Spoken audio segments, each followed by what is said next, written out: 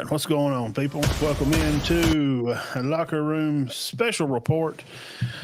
I'm your host, Big Matt. Thank you for coming by here in the middle of the day and just trying to spread some news around for our wonderful county and area tournament games we got going on. Give you some dates and where people's going to be at.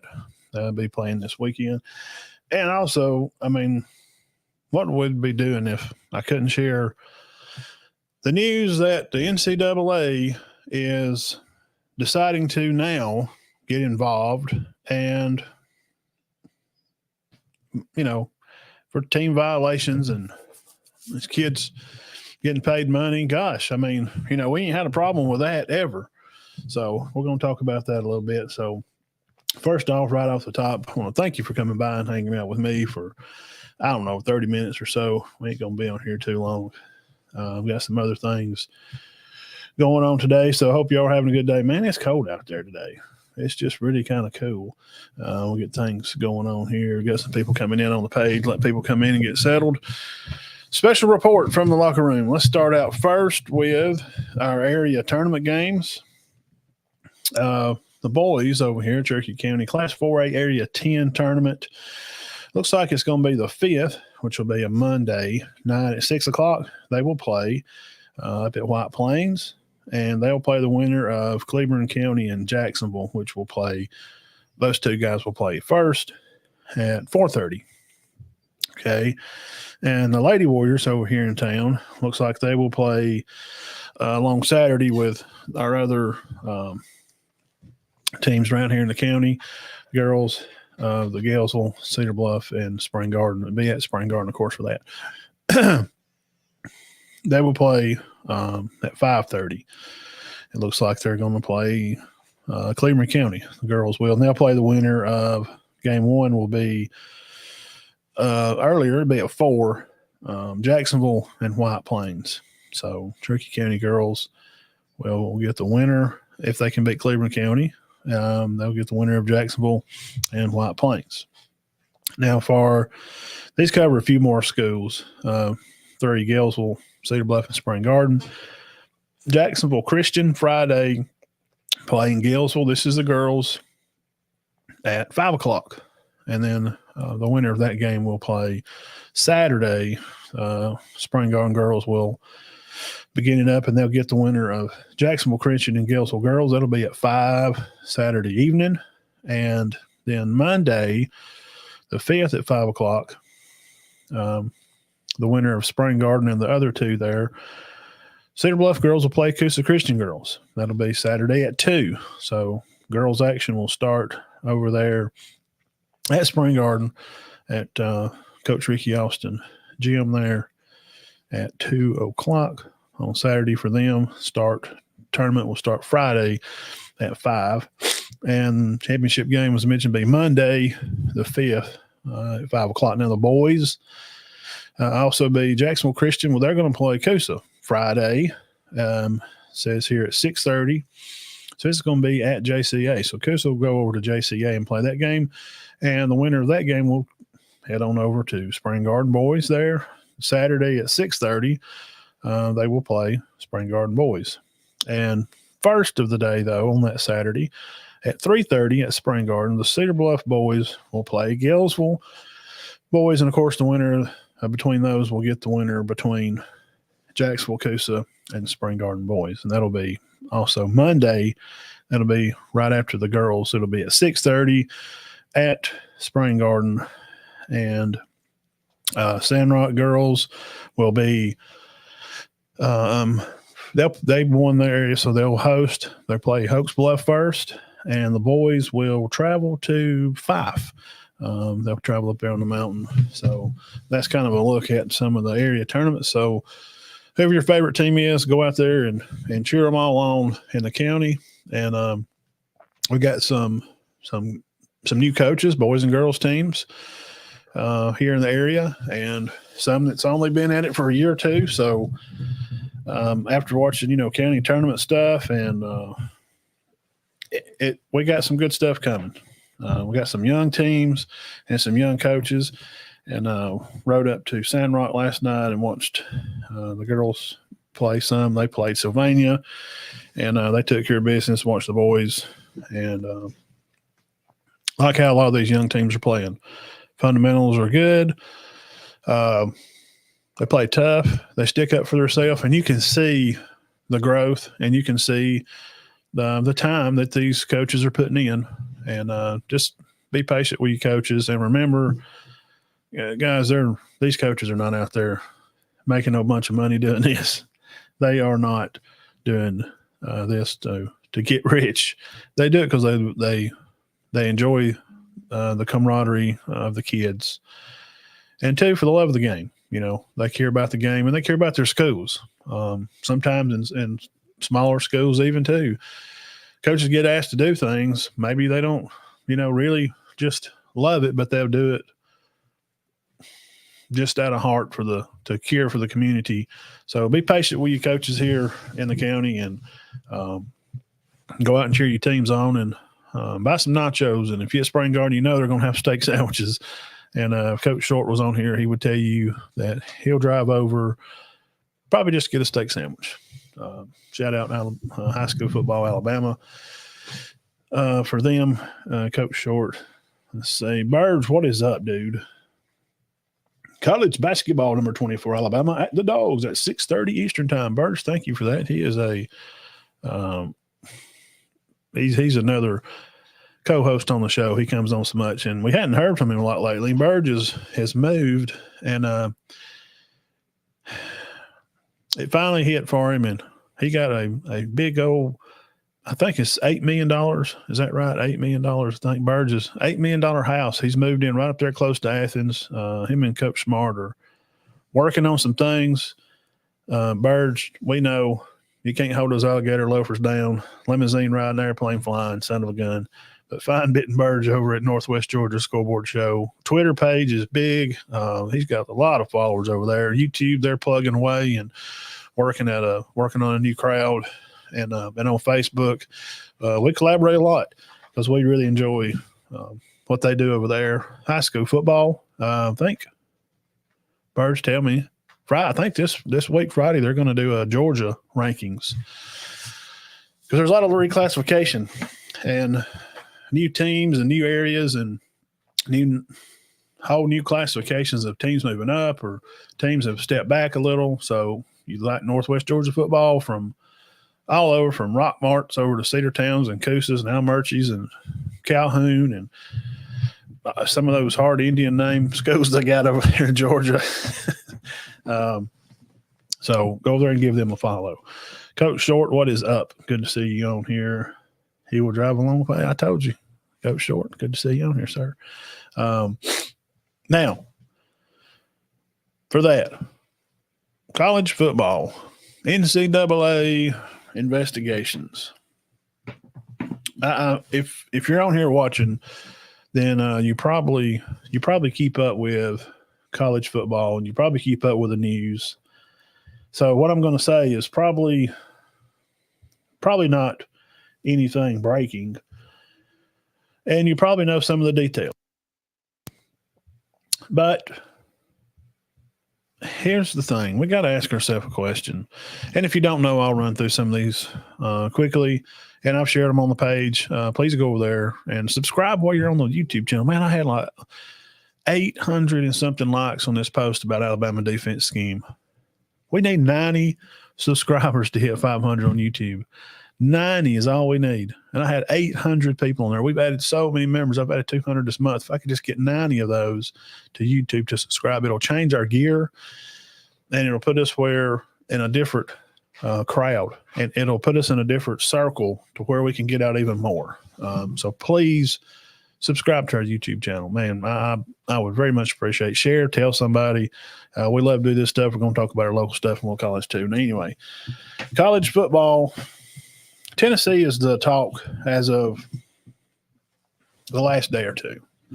Now, we all know what happened back some time ago. And honestly, not trying to be a Tennessee hater.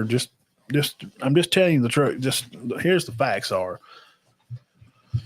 Tennessee has spent more time probably in the last 20 years on some kind of probation, probably than they've spent off. I don't know how they keep. Well, I know why, but how do you keep getting caught? I mean, it seems like you get good at hiding some of these things, and it's not funny, but I just don't get it. How they keep getting caught doing it, because everybody does the same kind of stuff. Okay, now with NIL, here's the thing: Tennessee is getting lit up for enticing players. It's kind of like tampering, I guess, and it's not just football, but enticing players to come to the university that we're going to pay you to come here, and that's not how NIL works. You're supposed to already be there. Now, when you get here, we can help you with some companies, local, national. Now, if you come here, wink, wink, we'll fix you up. But you can't give a kid a bunch of money to come there. But this is the NCAA's fault. They ignored the situation years ago. They've been begged and pleaded with to do something about this. The godfather of college football retired in somewhat because of this, not completely. I mean, he is 72. Give him a break. I mean, maybe he just wants to go play golf sometimes. But we all knew that if you pay somebody for something they hadn't done yet, have you ever had an odd job around the house? You thought, I got some leaves out in the yard I need to rake, and, maybe you was that younger guy in town. You'd walk by, and just speaking of myself, and I mowed grass a lot when I was younger around these little apartment areas. I never got paid until the job was done, because it makes you want to do a good job. If you pay somebody before they do it, not always, not unless they're just a good character kind of person, you're probably not going to get a real good job done. Okay, let's just be honest. And that's what we're doing. And this could have been taken care of some time ago, but they chose not to. But still, you're not supposed to be able to entice players to come just to pay them up front. Okay, so Tennessee has, a while ago I read 20-something violations. Now, Georgia has been under some scrutiny. Now, this is last year too. There was some talk, and the Atlanta Headlines publisher wrote some stuff about, the university. And there's always, when you win, and especially when you win titles, there's always going to be rumblings of news around the university, okay? And partying, and, guys get busted with weed, or, that's not unnormal around a college campus. And the incident with the young ladies and the guy, in the racing and stuff, and they had some loss of life there. It's terrible. I think some of that's moved by, but one incident that I read about for Georgia, the gymnastics coach has a young lady coming in to be part of the gymnastics team. They're kind of recruiting her, and they want to speak to her, okay? And if you hadn't heard this is kind of where we're going here. They put some flowers and balloons in her room just to make her feel welcome. That's a violation? Really? That's what we're doing? This tampering and things like Iowa should be investigated, but see, they're not.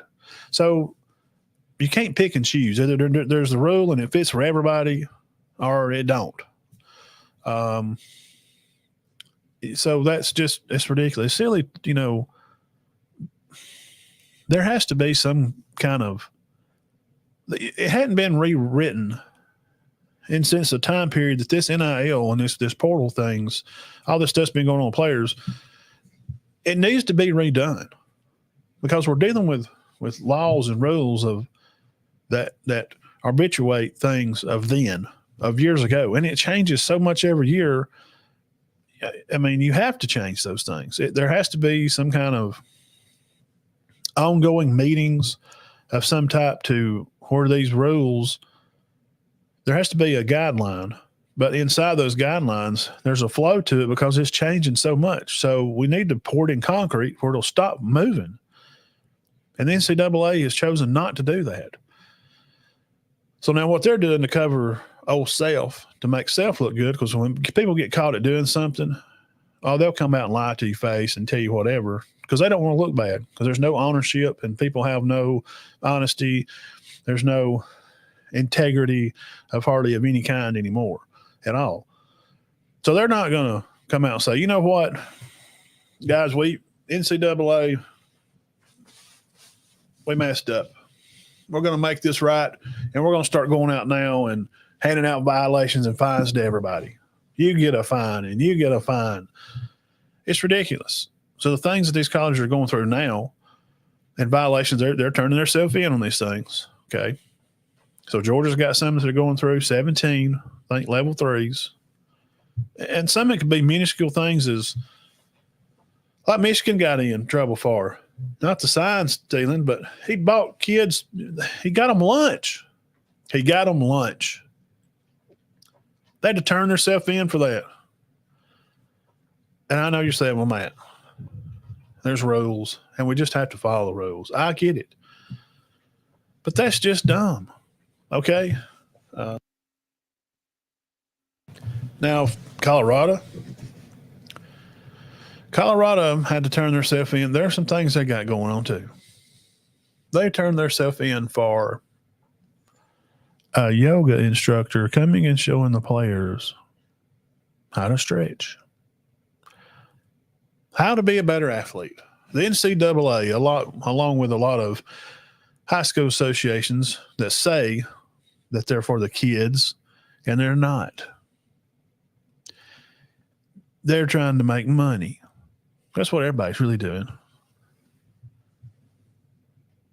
But Coach Prime calls in a yoga instructor to help his players be better players. Stretching is huge. It's should be a big part of your workout, things that we didn't know back in the 90s when I was around in the gym and stuff. He tries to better something for the life of his players, his son included, and you got to turn that in.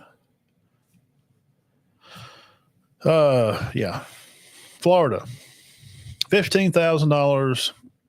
A guy offered. There were some text messages or something I read yesterday up front to offer a kid to come in and get paid $15,000 up front. Just whatever to come to Florida. And Coach Billy the Kid is already dealing with a lot.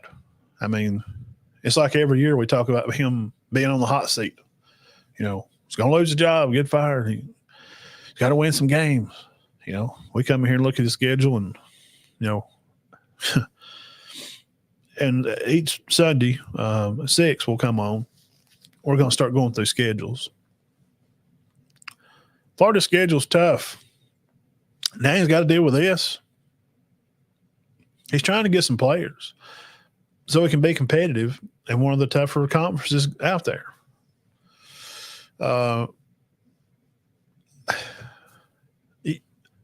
There's just got to be a smarter way. I mean, if it's $15,000, man, that's not no money compared to what I've been hearing. I mean, that's a lot of money for me. That's as much as, some people make a year and live on. I know it don't sound like people can, but trust me, you can live on that a year. Not well, but there's got to be a better way. Okay. Also in-state, Florida State, Mike Norvell and his team splashed the headlines, not making it into the playoffs, and then a slap in the face for having to play the 2-time national champions. We're not playing the game. So all their players quit. Just quit. Some of them decided to go draft dirty. Some of them went to draft legit. That's fine. That's what they're supposed to do. And then just get their pants pulled down in front of the whole class and just get paddled in front of everybody. It's a bad look for the university. I grew up being a huge Florida State, big fan of the school. Love Coach Bowden. Seen him speak twice. It's just not the kind of character that I would expect from the university. But it is different times, and the players are a lot different now. The back days of years ago when Dion and them was there, if this kind of thing was going on then, I assure you, Deion would have been getting paid. He was one of the most electrifying college athletes going around at the time. So it seems like some of these schools are going to have scholarship restrictions. And now for these players that have transferred in, like Roy Dale Williams, leaving Alabama, going to make him some money, didn't want to have taxes taken out on his NIL type stuff. So Florida State's going to take care of all that. Now, for 2 years, they're going to be on scholarship restriction. That hurts the program. Okay? It does. However you want to cut it, when you don't get to go pick as many as everybody else, it's like picking dodgeball game. When you was at PE class and you're looking across that line, if they come over and say, you're in trouble, Matt, you can't pick but 5. You don't get to pick from 10. You only get to pick from 5. That's a problem. I'm not saying that the 5 they took away were the better players, but just in general, they're going to lose some scholarships for this. So where does it end for the NCAA? I'm telling you, we'll back up here to the first one and talk about them a little bit, and then we'll get off. Tennessee says, long article posted on the page about an hour ago. The short version from how I read it, their president, chancellor at the school, their law team, they feel like this is ridiculous and they're being accused wrongly. And from the way they laid it out and how I read it, it does seem like they're being accused wrongly. It's not about giving the players money. It's the time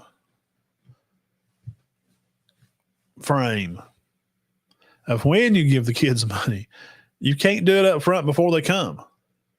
You have to do it after they're there. And you can't just promise, hey, I tell you what, you come on down here to Tennessee, we'll get you about $500,000. Okay. Tell your buddies too. Bring one of your player buddies and we'll get you $1 million. Y'all can split it up. You can't do that. Now, not that it hadn't been done or always has been done.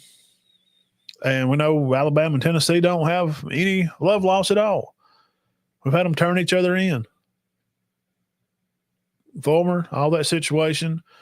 Coach Stallings, if you're my age or so, y'all know the story. If not, go look it up. Read about it.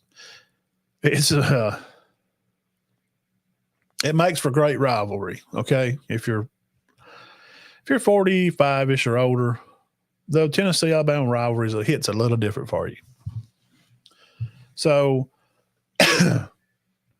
here's the way we can sum it up. If they're going to continue to try to get on these colleges.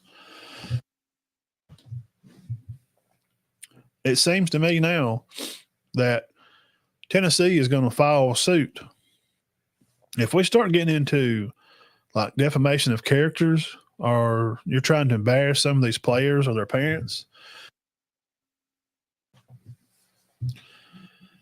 things may get a little dicey for the NCAA. Things may get a little harder.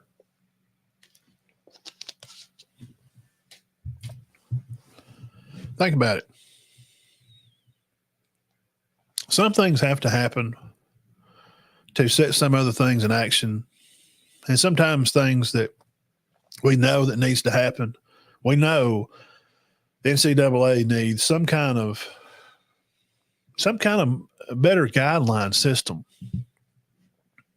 Tennessee may be the one to dig out the trench and the foundation and show us how it needs to be done. Because they turn around and sue the NCAA and they prove that they're right.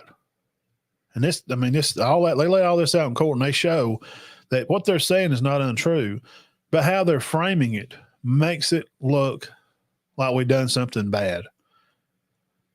And we're doing the same thing everybody else is doing. Yeah, we're offering NIL deals and money. But when the kids are here, we set them up with a business. The universities can't have nothing to do with it. But supposedly these people that are doing it have nothing to do with the university. I don't know if they're boosters. It didn't say they were boosters for the university. It just said these are business people outside of. I'll use Yellowwood, for example, because I know they're a big connection with Auburn. The alumni and the booster club, a lot of money is run from Yellowwood to Auburn to help them have things that they need, like, I don't know, have that nice $5,000 water machine that they roll around on a cart out there in the field so the guys can, drink water out of those cool hoses and stuff, or just whatever. And those things are important, and there's nothing wrong with that. But if these people at Tennessee are not as example of Yellowwood and Auburn connection, they're just, I don't know, Knoxville Toyota or maybe Nashville Toyota. Maybe it's something that's not even close by. Maybe it's something up in Kentucky. I don't know. But if they can prove all that and lay that out and show how these kids are out on their own doing this stuff. That's why it's called name and image likeness. It's the kid's name, their image, and the likeness of who they are and what they do. And they can't do a commercial wearing their university gear. Bryce Young, Dr. Pepper, he did not have on an Alabama jacket. Now, he had on a football jersey. It was a Dr. Pepper jersey, okay? So if this Nico kid, the quarterback at Tennessee, if he wants to go out and do a commercial for, some clothing company, so these jackets, they come out and they want to do a thing for Levi's. He can't say, hey, I'm Nico, quarterback Tennessee, and, we're going to win it all this year, and wearing these great Levi, corduroy jackets is what kept me warm during the times of studying film or what. You can't, he can't do that. So if Tennessee can wrap this into a ball of proving that's not involved directly with the college, you're fixing to see some things change.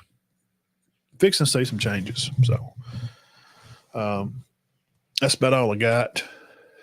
Thank you for coming by and hanging out. And maybe back on later this week if we have some more news coming out. So NCAA investigations. Why are they showing their faces now? Why? What? Like, where have you been? It's like that person that you hang out with, all the time. You had a buddy that, he was around and he just kind of goes away for a long time. Then he shows back up again when things get hard, when things get tough. I guess they're trying to flex their muscles. That's why they're doing it now. They can see where it's going. And I would assume they've probably got a lot of phone calls about how things are. Guys, would you do something? Get off your butts. You get paid millions of dollars. Do something about some of this NIL stuff. There has to be something. Now, I would suggest Pete Carroll, Nick Saban, those kind of men that know the game and know the kids, know how recruiting works. They've been around it for 30-plus years. Those type of guys. And maybe some ex-players. Maybe throw a Tebow and a Greg McElroy in the room. I don't know. But we need something. And the portal stuff is hurting good high school athletes from being able to go to bigger schools because the bigger schools are just taking these kids from smaller, not even smaller, but other universities, and they're filling spots. Lane Kiffin's brought on lots of guys from all over, Arkansas, Texas, Florida's. So it's hard for a high school kid to get on a D1 roster, not unless it's just you're just like number one in the nation, number one receiver in the nation, like, Williams. Of course he's going to Alabama. He played at Saraland. If he went to a D1 school in Alabama, Auburn, or Florida, Ole Miss in his area, you could see why. So I don't know. Do I have all the answers to it? No. But do we have time to talk about it? Yes. And you can listen to us talk about it Sunday nights, 6 o'clock Central Time. I'm Big Matt, host of Locker Room Sports Talk. So y'all come back Sunday night and hang out with us, and subscribe to the channel, please. I would really appreciate it. We've added hundreds and hundreds of followers on Facebook. Just 90.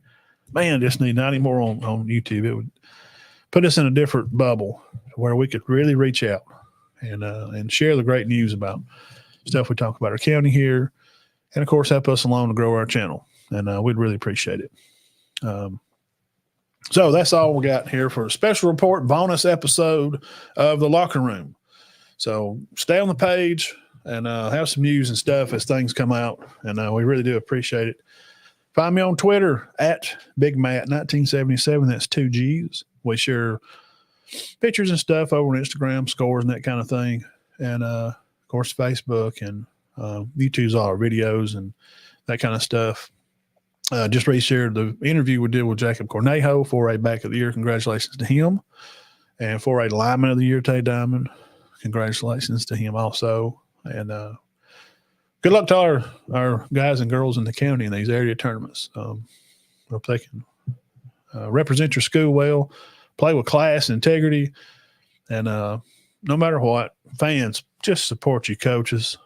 I'm telling you, they're doing this for nearly nothing. So be supportive.